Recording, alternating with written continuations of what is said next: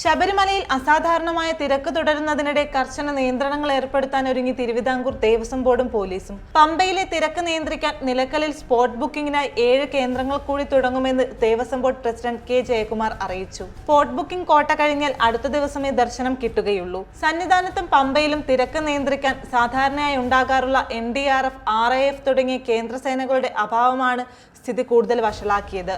ഇന്ന് NDRF ചുമതലയേറ്റിട്ടുണ്ട്.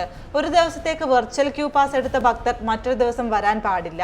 പമ്പയിൽ എത്തിക്കഴിഞ്ഞാൽ ശബരിമല ദർശനം പൂർത്തിയാക്കി നിശ്ചിത സമയത്തിനുള്ളിൽ തന്നെ മടങ്ങിപ്പോകാൻ സാഹചര്യമൊരുക്കും.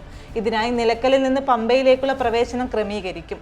കഴിഞ്ഞ വർഷം മണ്ഡലകാലത്തിന്റെ ആദ്യ ദിനം 29,000 പേരാണ് എത്തിയതെങ്കിൽ ഇത്തവണ 55,000 പേരാണ് വന്നത്.